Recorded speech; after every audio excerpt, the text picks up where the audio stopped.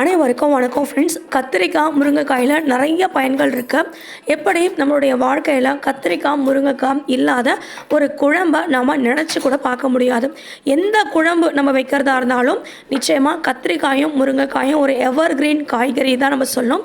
எப்படி நம்ம எம்ஜிஆர் சாரை பார்க்கும்போது எல்லாருக்குமே பிடிக்குது, எல்லாருக்குமே அவரை பிடிக்கும். அவரை பார்த்தாலே அவர் மேலே அவ்வளோ ஒரு மரியாதை, பற்று, அவர் மேலே அவர் சொல்கிற கருத்துக்கள் மேலே மக்கள் எல்லாருக்குமே இன்ன வரைக்கும் ஒரு பெரிய அபிப்பிராயம் அவர் மேலே இருக்குது. அதே மாதிரி தான் இந்த கத்திரிக்காயும் முருங்கைக்காயும் என்றைக்குமே நம்மளுடைய மனசில் நீங்காத இடம் பெற்றிருக்க ஒரு சிறப்பான ஒரு காய்கறிகள். இந்த கத்திரிக்காயில் விட்டமின்கள், தாதுக்கள், ஆக்சிஜன் நீட்சிகள் நிறைய இருக்கும். ஆரோக்கியம் நிறைந்த ஒரு காய். இதயம் ஆரோக்கியத்தை மற்றும் இதய நோய்கள் சம்பந்தப்பட்ட பிரச்சனைகள்லேருந்து பாதுகாக்குது. மூளையோட ஆரோக்கியத்தை நமக்கு சீர்படுத்தி கொடுக்கறதும் இந்த கத்திரிக்காய் தான். மேலும் ரத்தத்தில் இருக்கிற இரத்த அழுத்தம் சம்பந்தமான நோய்களையும் இது குணப்படுத்துகிறது. சருமத்தை பாதுகாக்கிறது அப்படின்றது. பூஞ்சை தொற்றுகள்லாம் எதிர்த்து போராட இந்த முருங்கைக்காய் பயன்படுகிறது. முருங்கைக்காயில் இருக்க விதைகளை எல்லாருமே சாப்பிடணும். சாப்பிட்டோம்னா இரத்த சோகை, இந்த மாதிரி மூட்டு வலி, இதய சம்பந்தப்பட்ட நோய்கள், சர்ம ஆரோக்கியம், சிறுநீரகத்தில் ஆரோக்கியம், இந்த மாதிரி எல்லா விதமான ஒரு ஆரோக்கியத்துக்கும் நோய்களை தடுப்பதற்கும் இந்த முருங்கைக்காயில் இருக்க விதைகள் பயன்படுகிறது. ஆக உடலில் இருக்க நோய்கள் எதுவானாலும் சரி பண்ணக்கூடிய, ஆரோக்கியத்தை தரக்கூடிய இந்த கத்திரிக்காயும் முருங்கைக்காயும் வச்சு இப்போ நான் ஒரு காரக்குழம்பு சிம்பிளாக பண்ண போகிறேன். பெரிய ஒரு ஆர்ப்பாட்டம் அமக்கலாம் அதெல்லாம் எதுவும் கிடையாது. ஒரு சொட்டு எண்ணெய் விட்டு 2 கடுகு போட்டு வெந்தயம் போட்டுக்கோங்க. ஏன்னா வெந்தயம் குளிர்ச்சி, நம்ம காரக்குழம்பு புளி சூடு.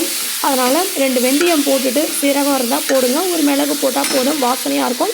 கொஞ்சோண்டு நீங்கள் பெருங்காயத்தூளை முதல்ல போட்டாலும் பரவாயில்ல, இல்லை நீங்கள் கடைசியாக சில பேர் இறக்கும் போது போட்டு கொத்தமல்லி போட்டு இறக்குவாங்க, அப்படி போட்டாலும் பரவாயில்ல. உங்கள் சௌகரியம் தான், உங்களுக்கு எப்படி விருப்பமோ அப்படி போட்டுக்கோங்க.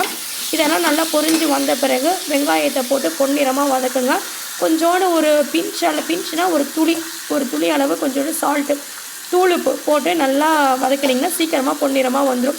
ஏன்னா இது ஒரு கேட்டலிஸ்ட்டு. உப்பு அந்த சூடை இன்னும் கொஞ்சம் அதிகப்படுத்துறதுனால உப்பை போட்டு வதக்கிக்கோங்க. அதுக்கடுத்து 4 பூண்டு பல் நீங்கள் தட்டி போட்டாலும் பரவாயில்ல, முழுசாக போட்டாலும் பரவாயில்ல, ஆனால் தோலை எடுத்துகிட்டு போடுங்க. அதே மாதிரி தக்காளியை போட்டு நல்லா ஸ்மாஷ் ஆகணும். ஃப்ரிட்ஜில் வச்சுருந்தீங்கன்னா நீங்கள் தக்காளியை சீக்கிரமாக எடுத்து வெளியில் வச்சுடுங்க சமைக்க போகிறதுக்கு. ஏன்னா அப்படியே நீங்கள் ஃப்ரிட்ஜிலேருந்து எடுத்து போட்டிங்கன்னா சீக்கிரமாக அது வதங்கி வராது. கத்திரிக்காய் முருங்காயை உங்கள் விருப்பத்துக்கு ஏற்ற மாதிரி நீங்கள் அரிஞ்சிக்கோங்க. நான் இப்படி தான் அறிவேன் எங்கள் வீட்டில். உங்களுக்கு எப்படி விருப்பமோ அந்த மாதிரி அரிஞ்சு நெல்லெண்ணெய் விட்டு தாளிச்சிங்கன்னா நல்லா வாசனையாக இருக்கும். நல்லா வதக்கிட்டு அதுக்கப்புறமா நீங்கள் வெறும் தண்ணி, புளி தண்ணியை ஊற்றக்கூடாது, வெறும் தண்ணி, அதுக்கப்புறம் கொஞ்சம் மிளகாய் தூள் உங்கள் வீட்டில் காரத்துக்கு ஏற்ற மாதிரி போடுங்க, உப்பு, மஞ்சள் தூள், இது எல்லாத்தையும் போட்டு தண்ணியை திட்டமாக அந்த காய் முழுகிற அளவுக்கு ஊற்றினா போதும், நிறைய வேண்டாம். ஊற்றி நீங்கள் நல்லா கொதிக்க வச்சு காய் முதல்ல நல்லா வேகட்டும்.